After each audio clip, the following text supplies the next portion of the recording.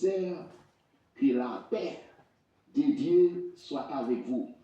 Ce matin, nous rendons gloire à Dieu pour cette opportunité qu'il nous a accordée et du fait que par sa grâce, aujourd'hui, dimanche, ça, nous encore ici présents pour adorer et glorifier le nom de Dieu. Amen. Nous allons tout de suite entrer dans le message de la parole de Dieu. Jusqu'avant le message, et j'aimerais bien vous sachiez très bientôt, et nous allons ouvrir une chaîne de prière, c'est 1 heure par semaine. C'est tous les samedis de 11h45 à 12h45. 1 heure de la prière. C'est ce qui nous a donné et cette opportunité-là pour ouvrir cette chaîne de prière-là, pour libérer les gens sous la griffe du diable.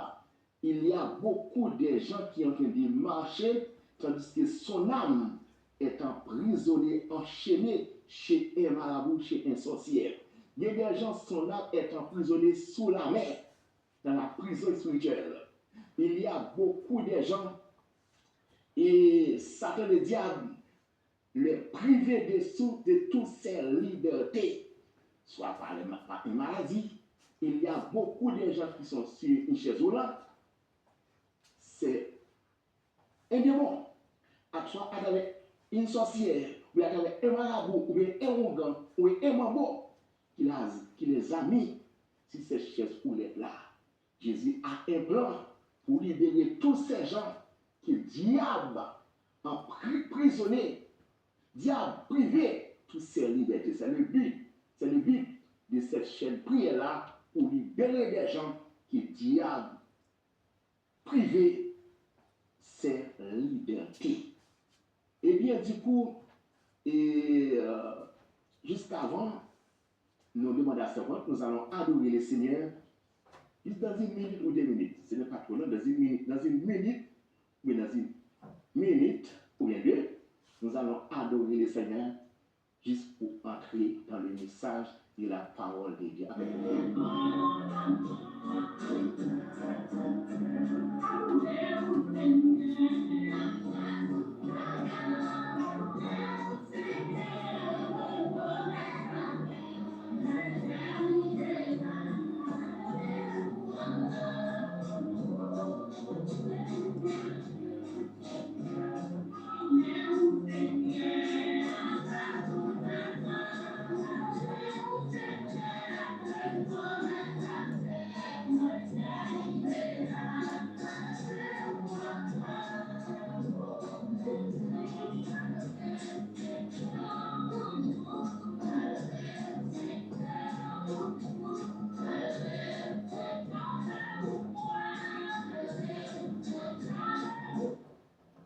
Oui, mes bien-aimés, tout de suite, nous allons entrer dans le message de la parole de Dieu. Nous allons regarder ensemble dans les livres de Matthieu. Nous allons faire lecture dans les livres de Matthieu, et chapitre 3, les versets 14 jusqu'au verset 17. Et ensuite, nous allons lire les Matthieu, chapitre 4, les versets 3. Matthieu, c'est le premier livre du Nouveau Testament. Vous y êtes? Nous y sommes. Je lis pour vous. Oui. Chapitre 4, le verset 14 jusqu'au verset 17. Et après, nous allons lire chapitre 4, toujours dans Matthieu, le verset 3. Oui, dans les deux endroits. Mais tout près. Ok? Je lis pour vous. Et verset 14. Mais Jean s'y opposait en disant, c'est moi qui ai besoin d'être baptisé par toi, et tu viens à moi. Et c'est que nous lisons le verset 13 avant. Verset 13. Alors Jésus vient de la Galilée au Jourdain vers Jean pour être baptisé par lui. Verset 14. Mais Jean s'y opposait en disant, c'est moi qui ai besoin d'être baptisé par toi, et tu viens à moi. Verset 15. Jésus lui répondit, laisse faire maintenant, car il est convenable que nous accomplissions ainsi tout ce qui est juste. Et Jean ne lui résista plus. Verset 16. Dès que Jésus y était baptisé, il sortit de l'eau. Et voici les cieux s'ouvrir, et il vit l'Esprit de Dieu descendre comme une colombe et venir sur lui. Verset 17. Et voici, il m'a fait entendre des cieux ces paroles. Celui-ci est mon fils bien-aimé en qui j'ai mis toute mon affection. Chapitre 4, le verset 3. Le tentateur s'étant approché, lui dit, si tu es le Fils de Dieu, ordonne que ces pierres deviennent des pains. Que Dieu vous bénisse, asseyez-vous. Mes frères et sœurs, dans ce livre-là, que nous avons fait lecture de la parole de Dieu, comme nous savons très bien, et que c'est Matthieu qui a écrit ce livre-là, et j'ai souvent prêché dans ce livre-là, c'est Matthieu qui a représenté Jésus-Christ comme moi, et qui a écrit ce livre-là à l'intention des Juifs. Bon. Du coup, ce matin, mes bien-aimés, nous allons parler exactement qui est Jésus. Qui est Jésus? Jésus-Christ qui est né à Bethléem, durant 30 ans, il a mené une vie simple comme tout homme. Et qui étant le fils de Marie et le fils de Joseph, que nous connaissons toute l'histoire, ce n'était pas vraiment le fils de Joseph, parce que Jésus-Christ est né par l'incarnation. Marie, lorsqu'elle était fiancée avec Joseph, il a reçu une visite, c'était un ange qui s'appelle Gabriel, qui était allé vers Marie, qu'il a annoncé cette bonne nouvelle à Marie, qu'il allait tomber enceinte, il va tomber enceinte, elle va enfanter un fils. Marie était étonnée, et l'ange avait dit à Marie, ne vous étonnez pas, rien de tout ce qui est impossible à l'homme est possible à Dieu. Si cette parole, j'aimerais vous dire que tout ce qui est impossible à l'homme est possible à Dieu. Dans votre difficulté, dans votre problème, dans votre circonstance grave, dans l'obscurité, dans les problèmes, quels que soient les gens et les manières, j'aimerais vous dire que ne vous étonnez pas, comptez sur Jésus. Comptez sur Jésus. Comptez sur Jésus. Fais Jésus confiance.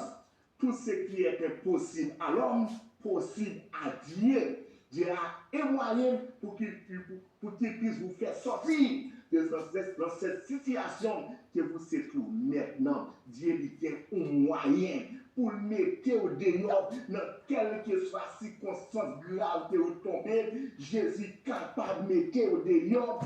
Rien n'est impossible à lui. Tout ça est impossible pour l'homme, mais il est possible pour bon Dieu. To God.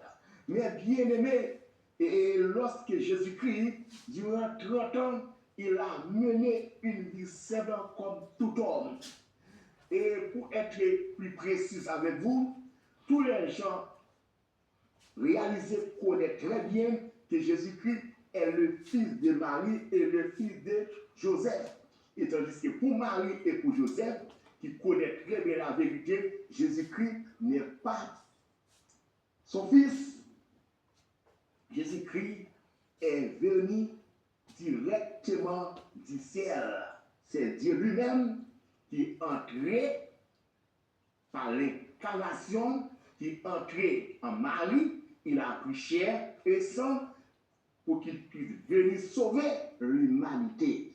Mais durant 30 ans, Jésus-Christ a mené une vie simple comme tout homme. Et sans doute aussi les frères et les sœurs de Jésus-Christ était tout compris aussi. Jésus-Christ était vraiment réellement son frère. Parce que pour beaucoup, alors, beaucoup de gens, que Marie n'avait pas d'autres enfants. Tandis que c'est faux. Marie, elle avait d'autres enfants. Elle avait d'autres fils après la naissance de Jésus-Christ. Marie avait d'autres enfants. Il avait des fils et des filles. Mais c'est Jésus-Christ qui était le fils aîné. Durant 30 ans, Jésus-Christ a mené une vie simple comme tout homme, fidèlement à son religieux. Comme tous les gens croient que bientôt Joseph devait mourir, c'est Jésus-Christ qui a remplacé comme père en portant les pains quotidiens à la maison. Le fils du charpentier, nous connaissons très bien.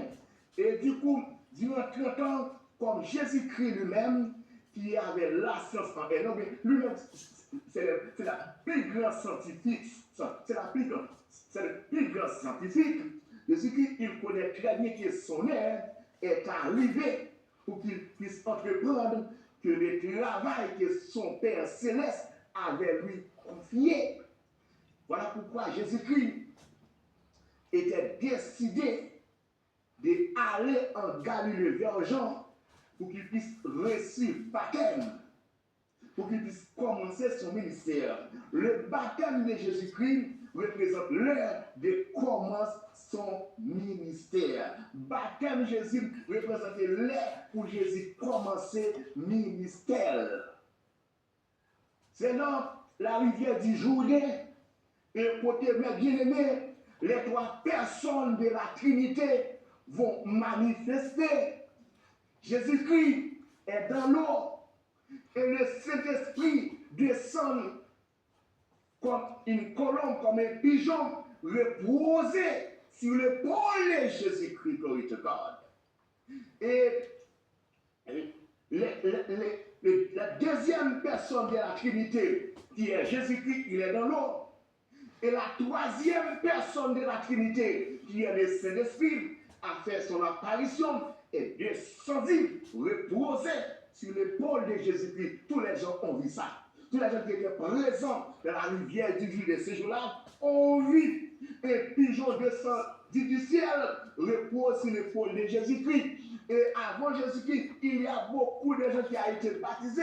Ça n'a été jamais fait, ça n'a été jamais pareil. Mais lorsque Jésus-Christ est entré dans l'eau, lorsque Jésus-Christ finit par recevoir baptême, et les cieux s'ouvrirent, et un pigeon descendu, reposé sur l'épaule de Jésus-Christ. Ça a déjà démontré une signe. Alors, il y a une différence. Cet homme-là est différent que tous les autres qui ont été baptisés avant lui. Et la troisièmement,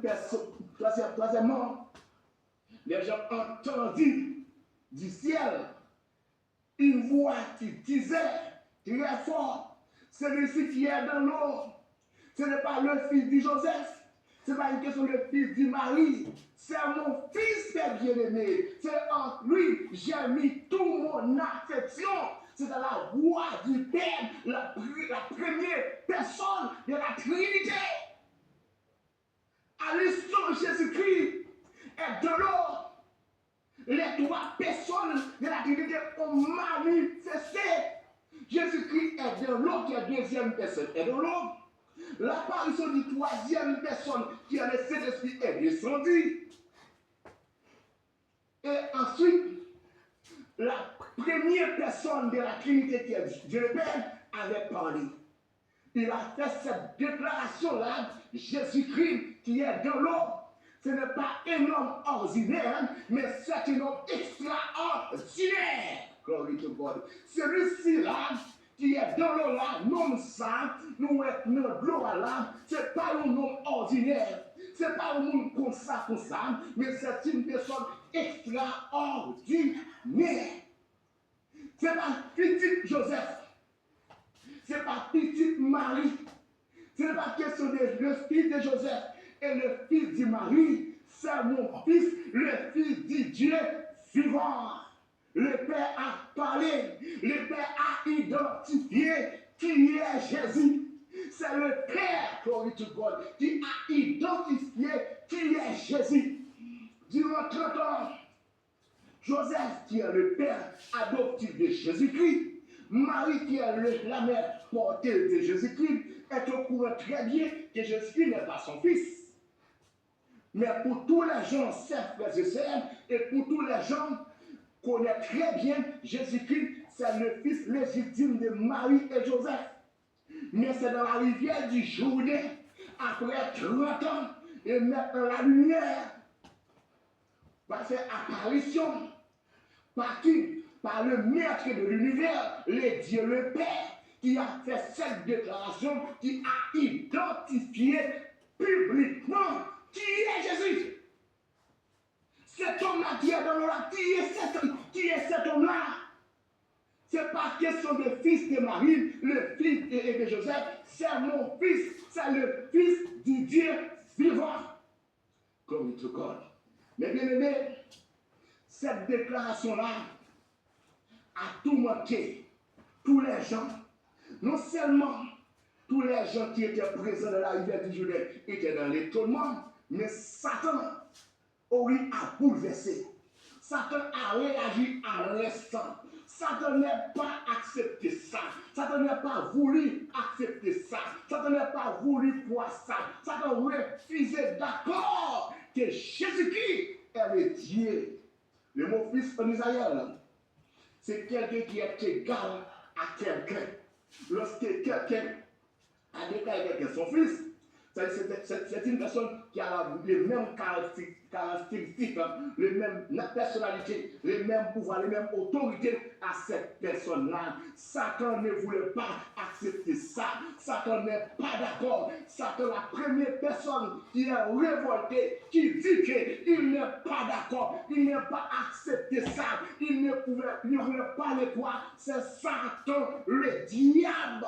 Premier monde qui t'est campé, qui te dit qu'il n'est pas d'accord, il n'a pas accepté Jésus-Christ est le Fils de Dieu. C'était Satan, le diable. La première personne qui était paradis, qui est acceptable, qui est Jésus-Christ, et les héros de Dieu, et les démons, et Satanas. C'était Satan, le diable. Dans le verset, le chapitre 3, mes bien-aimés, dans le verset 17, Dieu a déclaré, il a dit Jésus-Christ est le Dieu, est son fils. Jésus-Christ est son fils, est le Dieu. Puisque, dans le chapitre 3, dans le verset 17, Dieu a fait cette déclaration-là, nous allons voir dans le chapitre 4. Dans le chapitre 4, dans le verset 3, qu'est-ce que ça t'a dit? Il a dit Jésus, si tu es le fils de Dieu, il a contredit la parole de Dieu. Il a dit, si vraiment Dieu dit, si vraiment ça Dieu dit, c'est ça. Si vraiment ce que Dieu a dit, de la rivière du Jourdain, c'est la vérité. Ça ne voulait dire à Jésus, j'ai bien entendu ce que Dieu a prononcé, ce que Dieu a déclaré de la rivière du Jourdain. Ça fait 40 jours. Quand Dieu a prononcé cette parole, il a dit, tu es son fils. Si vraiment tu es le fils de Dieu, ordonne que cette pierre devienne du pain. S'il a fait cette déclaration-là, c'est clair, c'est parce qu'il n'est pas d'accord. Il n'a pas accepté que Jésus-Christ est le Fils de Dieu. Il a voulu contredire la parole de Dieu. Satan le diable a voulu contredire la parole de Dieu. Il ne voulait pas le croire, que Jésus-Christ est le Fils de Dieu. Tandis que Satan connaît très bien certainement Jésus-Christ est Dieu. Le Dieu tout-puissant. Satan connaît très bien qui était Jésus. Il connaît très bien qui est Jésus. Il veut faire semblant qu'il n'est pas au courant, qu'il n'est pas reconnaît Jésus. Mais il connaît très bien qui est Jésus. Satan connaît très bien, c'est Jésus qui avait chassé du ciel, tombé sur la terre. Mais du fait que durant 30 ans, Jésus-Christ est gardé silence, il a mené une vie sainte comme tout homme, il n'a rien fait contre Satan. Satan était tranquille, fait tout ce qu'il veut sur la terre, il est en train de regarder, grandir, regarder tout, sans réagir. Satan était resté tranquille. Au premier agent comme il veut, fait tout ce qu'il veut. Jésus n'a rien fait, n'a rien dit durant 30 ans. Il était très sage, il était tranquille. Mais lorsque Dieu a fait cette déclaration-là, cette déclaration qui a tourmenté tous les royaumes du diable, tous les démons se réveillés, se mis en colère contre cette déclaration. Voilà pourquoi, mes bien-aimés, j'aimerais vous dire ça en passant. Lorsque vous n'êtes pas encore accepté Jésus-Christ, vous n'êtes pas persécuté. Parfois vous pouvez persécuter et par jalousie. Par jalousie, une membre de ta famille peut lever contre vous pour vous persécuter à travers des jalousies. Quelqu'un vous connaissez et pour ce que vous possédez, pour la bénédiction que tu as, et peut-être l'argent, ce que tu possèdes, vous pouvez avoir quelqu'un qui peut être jaloux de toi. Mais très souvent, lorsque vous acceptez Jésus-Christ pour votre sauveur, Satan va révolter contre vous parce que la raison pour laquelle Satan reste tranquille, parce que Satan sait très bien, lorsque vous n'êtes pas en Christ, vous êtes sa nourriture. Lorsque Satan les reconnaît très bien, lorsque vous n'êtes pas converti, vous ne remettez pas ta vie à Jésus.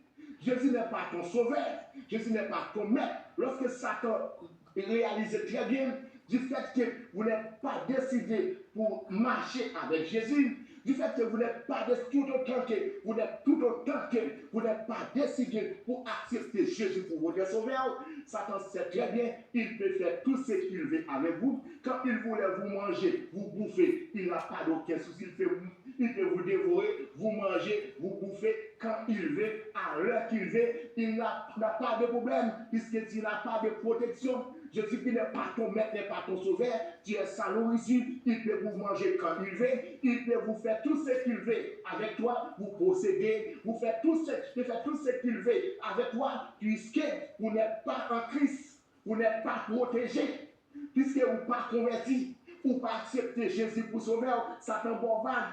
Parce qu'elle connaît qu'elle a mangé l'élevée, il a dévoré l'élevée, il a cuit l'élevée, il a bressé l'élevée, il a dévoré l'élevée, il a occupé.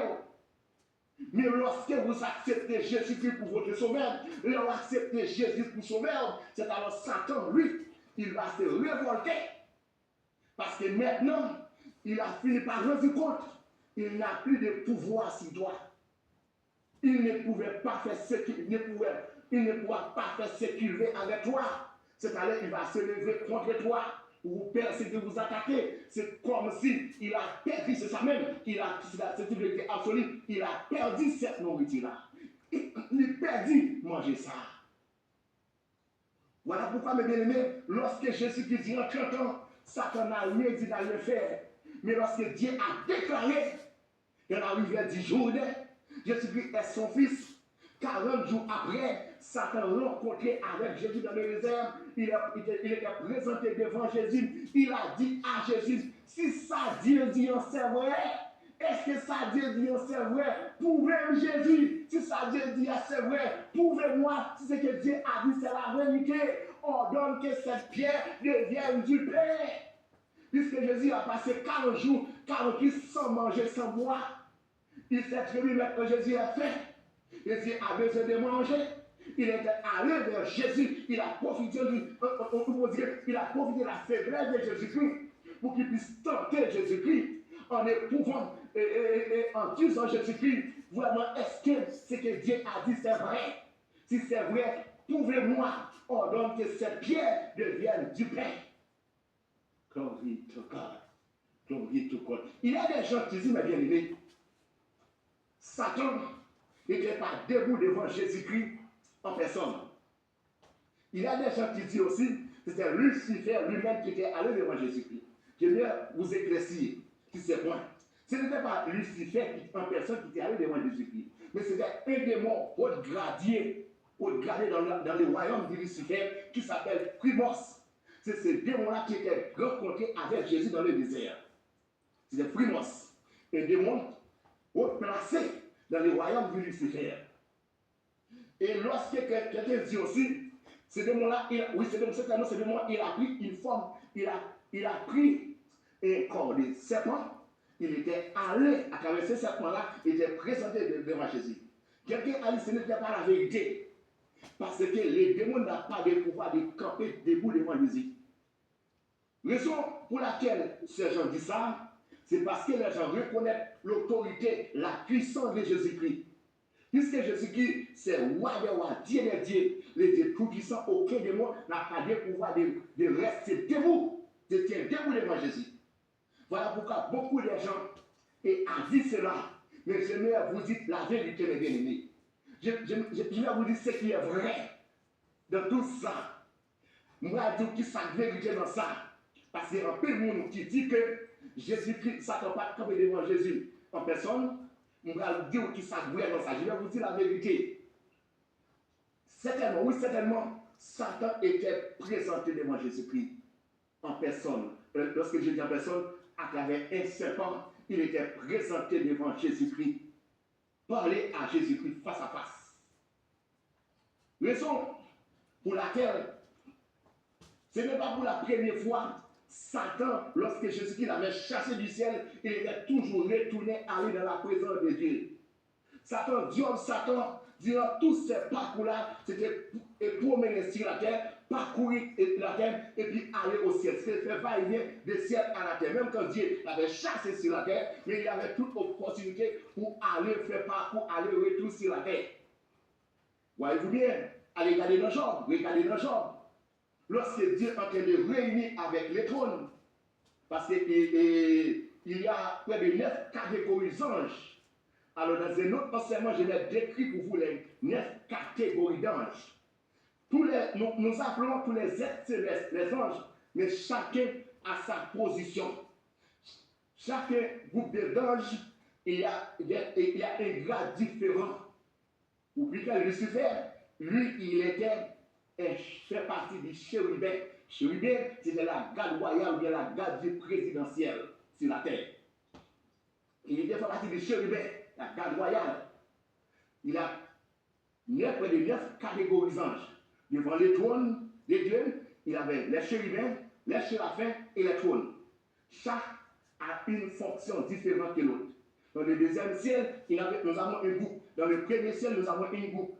Nous avons décrit ça pour dans un autre enseignement. Du coup, et Satan, c'était toujours, lorsque Dieu réunit avec les trônes pour les affaires célestes, et Satan, tout souvent présenté dans cette réunion, souviens-toi de l'histoire Job, lorsque Dieu était réuni, et Satan, dans une réunion, Satan était présenté. Dieu a posé cette question-là à Satan. D'où vient-il Satan? Satan a répondu à Dieu, je viens de parcourir la terre et de promener. Dieu a posé cette question-là à Satan. As-tu remarqué mon serviteur Job? Vous connaissez bien toute l'histoire. Vous qui ne connaissez pas l'histoire, allez dans Job. Job, c'est après Somme, tu vas tomber dans Job. Tu vas voir et comment Satan était toujours fait va-et-vient, aller-retour dans le ciel. Lorsque Dieu, Daniel et à Babylone avaient monté une requête de prière, avaient lancé des mots de secours, avaient appelé le ciel, avaient lancé une alarme d'urgence. Il a besoin que Dieu fasse son intervention rapidement lorsque Daniel a prié, avant une minute. La prière de Daniel était déjà arrivée dans le troisième, c'est dans la présence de Dieu. Dieu a descendu à l'instant même détaché un ange pour porter la réponse prière à Daniel. Lorsque ces anges-là ont descendu dans les airs, dans une planète, arrivé dans une planète, il y a un démon qui a bloqué ces gens-là, qui a bloqué ces anges-là. Il y a un démon qui bloquait l'ange de Dieu. Et non de Dieu. Un démon avait bloqué le pouvoir, il a bloqué l'ange de Dieu. Il a capturé ces anges-là pendant 21 jours. Pendant 20 jours, Daniel persistait à prier. Daniel n'a pas eu aucune réponse parce que la réponse est déjà détachée. Mais il y a un démon dans une planète là qui a bloqué ces gens-là. Il a dit ces gens-là, vous ne passerez pas. Vous n'allez pas donner la réponse. Vous n'allez pas ramener cette réponse-là à Daniel. Vous comprenez bien? Un démon, raison pour laquelle ces démons-là a bloqué et l'ange de Dieu c'est parce qu'il a ce qu'on appelle les grades, respect pour autorité. Celui qui ramène la réponse des prières avec Daniel, c'était un ange. Celui qui l'avait à l'encontre, c'était un principauté. Le principauté qui avait plus de grades qu'un ange. Il a bloqué cet ange-là pendant 21 jours. C'est lorsque Daniel persiste ses prières, Michael est descendu. Il est venu de libérer ses anges pour que ces anges-là puissent ramener la réponse des prières à Daniel. C'est lorsque Michael descend, il finit libérer l'ange pour les descendre pour que réponse qu'il y a à Daniel. Raison, c'est parce que Satan n'était pas encore condamné. Satan, il a privé liberté une femme chrétienne, une femme de Dieu. Il a privé sa liberté pendant 18 ans. Et lorsque Jésus-Christ est entré dans le temple, et un jour samedi, Jésus-Christ a vu cette femme-là qui était privée, côté samedi, a privé sa liberté pendant 18 ans.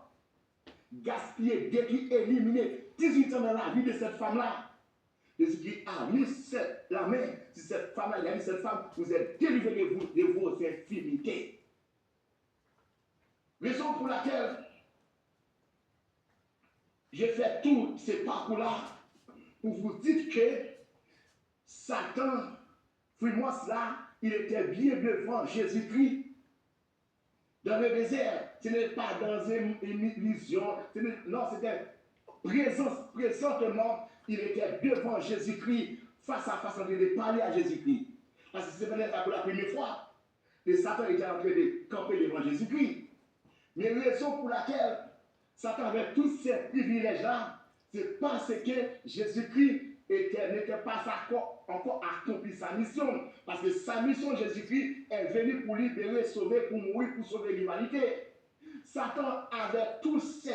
Et maintenant, Satan a perdu tous ses privilèges, toutes ses opportunités, affection à faire pour aller monter, faire va-et-vient, aller dans cette... C'est fini. À faire camper devant un homme de Dieu. C'est fini. Il ne peut pas, il n'est pas capable. À faire même camper devant un homme lorsque vous acceptez Jésus-Christ pour votre sauveur, pour Satan tient debout devant toi. C'est fini. Il ne peut pas. Même s'il va falloir être en train de rougir comme un lion, il sait très bien qu'il n'est pas rebelle, il a peur. Il a fait tous ses bruits pour faire vous peur, pour vous ébranler. Mais il sait très bien, puisque vous êtes en Christ, il ne peut pas faire rien. Il ne peut rien vous faire. Il ne peut rien contre vous. Raison. Lorsque Jésus-Christ est mort, il a versé son sang. Aïe, aïe, aïe. Il est descendu dans le séjour des morts. La première chose que Jésus-Christ a fait, c'est récupérer la clé de la mort et la clé du séjour des morts. C'est la première soufflette que Satan a pris. C'est la première déception que Satan a pris. Lorsque Jésus-Christ est mort, Satan était en train de fêter, réjouir à tous ses démons dans son royaume, dans le séjour des morts. Il était en train de fêter, réjouir parce qu'il vraiment il sait très bien, maintenant il va retourner seul ou assis sur la terre, opprimer les gens, maltraiter les gens, humilier les gens, abaisser la personnalité des gens. Parce que Jésus-Christ, maintenant il est mort. Jésus-Christ va descendre dans le séjour des morts. Il va rester captivé. De même, et Abraham, qui était un grand homme. De même, Isaac et Daniel, qui était un grand homme. Tous sont décédés. Élisée, qui était un grand homme. Tous sont décédés. Aller dans le séjour des morts. Rester captivé dans le séjour des morts. Pour savoir, c'est pareil, c'est de même. C'est ça qui va arriver à Jésus. Lorsqu'il était en train de fêter, il avait dans sa main la clé de la mort et la clé du séjour des morts. Mais la première honte, la première soufflette, la première fois qu'il a eu, lorsqu'il était en train de fêter, à lui et ses démons, lorsqu'il regardait auprès de lui, où est la clé de la mort, où est la clé du séjour des morts, la clé de la mort et la clé du séjour des morts ont disparu. Je voulais vous dire que Jésus n'était pas allé devant Satan pour dire à Satan, donne-moi la clé de la mort et donne-moi la clé du séjour. Non, Jésus n'a pas eu tout ce temps-là. Jésus est descendu là où il se tient, à côté là, il a se gardé, Satan gardé la clé de la mort, la clé du séjour de mort est disparue.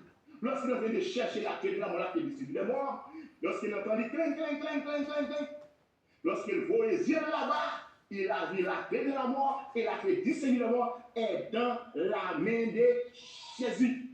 C'est la première fois et la dernière fois que Satan avait gardé Jésus en face.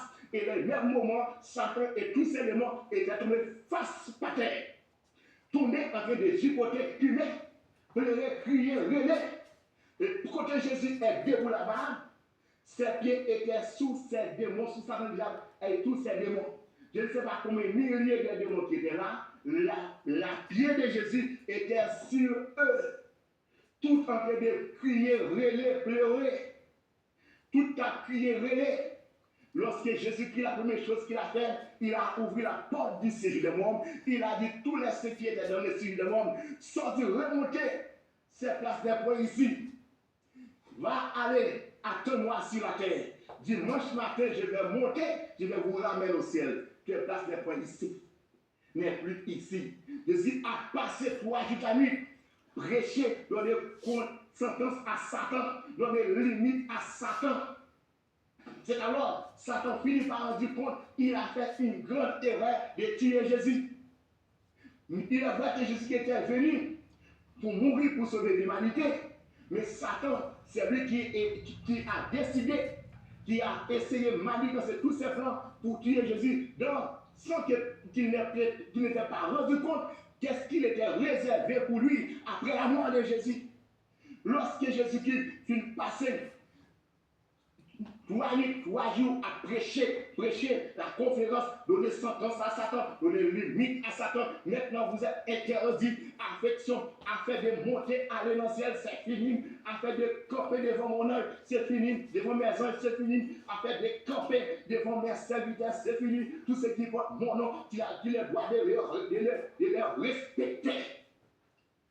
À donner sentence à Satan. Maintenant, vous êtes condamnés pour aller dans l'enfer.